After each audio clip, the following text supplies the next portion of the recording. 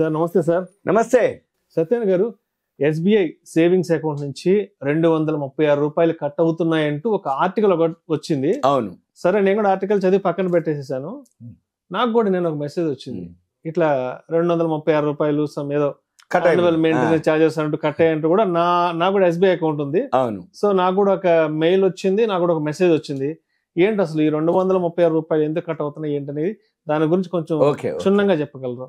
Right. General గా ANC అంటాం మనం, యాన్యువల్ మెయింటెనెన్స్ ఛార్జెస్. ప్రతి దాంట్లో ఏఎన్సీ ఉంటుంది. సపోజ్ షేర్ మార్కెట్కి వచ్చేటప్పటికి డిమాట్ అకౌంట్ ఉంటుంది, ట్రేడింగ్ అకౌంట్ ఉంటుంది. Trading account free of cost, demat account వచ్చి యాన్యువల్ మెయింటెనెన్స్ ఉంటుంది, దాన్ని ఏఎంసీ అంటాం. యాన్యువల్ మెయింటెనెన్స్ ఏదైతే ఏఎంసీ ఉందో, షేర్ మార్కెట్కి వచ్చేటప్పటికి ఎన్ఎస్డిఎల్ సిడిఎస్ఎల్ ఉంటుంది. మనం ఎందులో ఓపెన్ చేస్తే, అంటే మన బ్రోకరు ఎన్ఎస్డిఎల్ ఓపెన్ చేసిన, సిడిఎస్ఎల్ ఓపెన్ చేసిన, 150 రూపాయలు యాన్యువల్ మెయింటెనెన్స్, 18% జిఎస్టీ. దేనికైనా 18% జిఎస్టీ. సర్వీసెస్ ఏవైతే ఉన్నాయో వాటన్నిటికీ 18% ఉంటుంది. షేర్ మార్కెట్ కానీ, డెబిట్ కార్డులు కానీ ఏవైతే ఉన్నాయో వాటన్నిటికి కూడా 18%. కొన్ని ప్రొడక్ట్స్ ఉంటాయి 5% అని, 12% అని, ఇట్లా. ఏది జిఎస్టీ దాన్ని బట్టి. ఇప్పుడు మనం బట్టలు కొట్టుకుపోతాం, బంగారం కొట్టుకుపోతాం, అక్కడ కొనగానే కింద జిఎస్టీ, సిజిఎస్టీ అని ఇస్తారు. అంటే సెంట్రల్ది, మన స్టేట్ది. ఏది జిఎస్టీ మనకు తెలవాలి, ఎందుకు వేసినావు, అది ఎందుకు అంతే ఉంటుందా, కట్ చేస్తుండా, ఎక్కువ వేస్తుండా అనేది. అట్లా ఇప్పుడు మీరు అన్నట్టు బ్యాంక్ అకౌంట్, ప్రతి వాళ్ళకి బ్యాంక్ అకౌంట్ ఉండగానే ఒక ఏటీఎం కార్డు ఉంటుంది, ఒక డెబిట్ కార్డు ఉంటుంది. ఈ డెబిట్ కార్డుని బట్టి కూడా వాళ్ళు ఛార్జెస్ చేస్తారు. అది మళ్ళీ ఎక్స్పైరీ డేట్లు ఉంటాయి. ఆ ఎక్స్పైరీ డేట్ల ప్రకారంగా యాన్యువల్ మెయింటెనెన్స్ ఛార్జీలు మీ దగ్గర నుంచి కలెక్ట్ చేస్తారు. అవన్నీ ఆటోమేటిక్గా మీ అకౌంట్లో డెబిట్ అయిపోతూ ఉంటాయి. అవి ఇప్పుడు ఒక ఎస్బీఐకి 50 కోట్ల మంది అకౌంట్లు ఉన్నాయి అనమాట.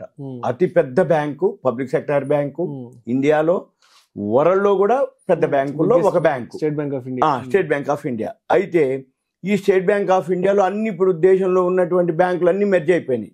చాలా బ్యాంకులు మెర్జ్ అయినాయి. State bank of Mysore, state bank of Hyderabad, state bank of Patiala, state బ్యాంకులు అన్ని కలిసిపోయినాయి. స్టేట్ బ్యాంకులు అవన్నీ కలిసినాక ఇప్పుడు 50 కోట్ల మంది కస్టమర్లతోటి ఎస్బీఐ నడుస్తుంది. అయితే వీళ్ళ దగ్గర అన్ని రకాలటువంటి డెబిట్ కార్డులు ఉంటాయి. వీటన్నిటికీ పేర్లు ఉంటాయి.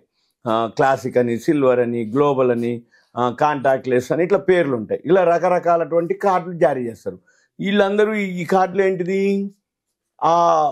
మన యొక్క సర్వీస్ని బట్టి. అంటే ఏంది, దాని యొక్క, అంటే చిన్న ఎంప్లాయీ ఉంది అనుకోండి, లేకపోతే చిన్న బిజినెస్ ఉంది, ఆయనకి బేసిక్ కార్డు సరిపోతుంది. వీళ్ళు ఏం చేస్తారు, దానికి కార్డుని బట్టి ఏఎంసీలు కలెక్ట్ చేస్తారు. ఏది యాన్యువల్ మెయింటెనెన్స్ ఛార్జీలు ఎస్బీఐ వాళ్ళు కలెక్ట్ చేస్తారు. మినిమం 200, ఏదైతే బేసిక్ కార్డు ఉందో మినిమం 200, 18% జిఎస్టీ, 36, 200 ప్లస్ 36, 236 రూపాయలు నీ ఖాతాలో డెబిట్ చేస్తారు. 200 బ్యాంకుకి పోద్ది, 36 రూపాయలు జిఎస్టీ అకౌంట్కి పోద్ది. కాబట్టి మన అకౌంట్లో 236 డెబిట్ అవుతాయి. ఇక మన పని ఏంది, ఏదైతే కార్డు ఉందో, ఏ కార్డు తీసుకుంటే ఆ కార్డు ప్లస్ దాని మీద 18%. సపోజ్ ఇప్పుడు కొన్ని 200 ఉందనుకోండి, దానికి 18%.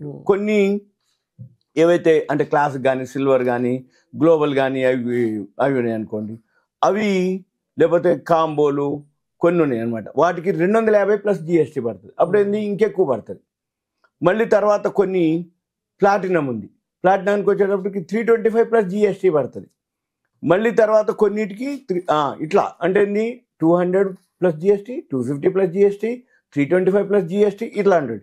ఇవన్నీ కూడా మన బ్యాంకు అకౌంట్ ఖాతాలోంచి ఇవి ఆటోమేటిక్గా డెబిట్ అయిపోతుంది. అయితే మనం చూసుకోవాలి, అక్కడ ఉంటుంది మెసేజ్, మీకు వచ్చేస్తుంది, మెయిల్ వస్తుంది, మెసేజ్ వస్తుంది. లేదు అనుకుంటే ఎస్బీఐ యోనో ఎస్బీఐ అని మనం యాప్ ఉంటుంది, అందులో మనం చూసుకుంటే బ్యాంక్ స్టేట్మెంట్ చూసుకోవచ్చు.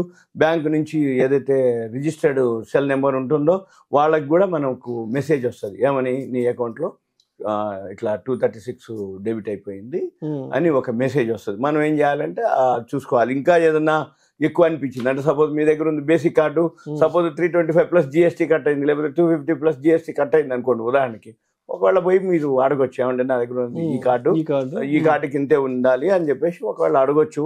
అడిగితే కూడా వాళ్ళు చెప్తారనమాట. ఇది సింపుల్గా ఏంటంటే, మన పని ఏంటిదంటే ఇదే కాదు, ప్రతి ఫీల్డ్లో ప్రతి దాంట్లో ఇప్పుడు ఎక్కువ శాతం ఏఎంసీలే ఉంటాయి.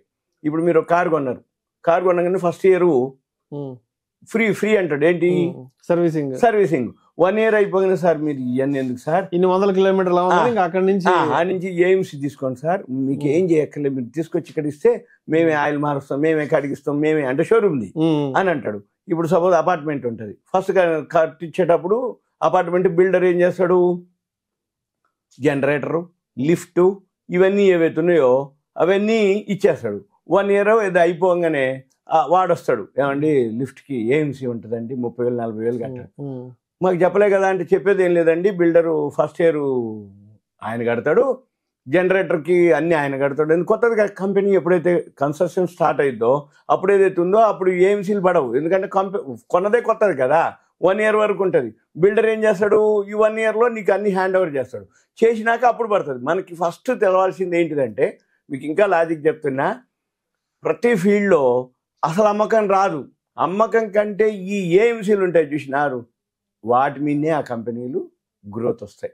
ఇప్పుడు ఉదాహరణకి మారుతి ఉంది, మారుతి కారు కొని మారుతి కారు అమ్మితే మారుతి కంపెనీకి వచ్చే లాభం కంటే ఒక మారుతి కారు కొనుక్కొని ఒక 10 ఏళ్ళు 15 ఏళ్ళు ఎన్నేళ్ళు ఆయన మారుతి షోరూమ్ పోయి సర్వీసింగ్ చేయించుకుంటే యాక్సెసరీస్ మీద అంటే స్పేర్ పార్ట్స్ మీద లేదు, ఇట్లా ఏఎంసీలు ఉంటాయి, వాటి మీద మీరు అంతకంటే ఎక్కువ బిల్లు పే చేస్తారు. కాకపోతే ఏఎంసీ అనేది మనకు ఉండాలి. ఇన్సూరెన్స్ మాదిరే, ఇప్పుడు ఇన్సూరెన్స్ ఉంది, మనం ఉంటే ఉంటుంది, ఏఎంసీ కూడా అంతే. ఏదైనా జరిగింది లేదు, సర్వీసింగ్ చేయించుకున్నావు, బడ్డే తీయట్లేదు, తిరగట్లేదు, నాకెందుకు ఏఎంసీ అంటే కాదు, ఏమో ఎప్పుడు ఏమవుతుందో అనేది. కాబట్టి ఏంటంటే ఏఎంసీ అనేది ప్రతి దాంట్లో ఉంటుంది. ఇప్పుడు మనం డిస్కస్ చేసింది ఎస్బీఐ డెబిట్ కార్డు మీద ఏఎంసీ 200 + 36.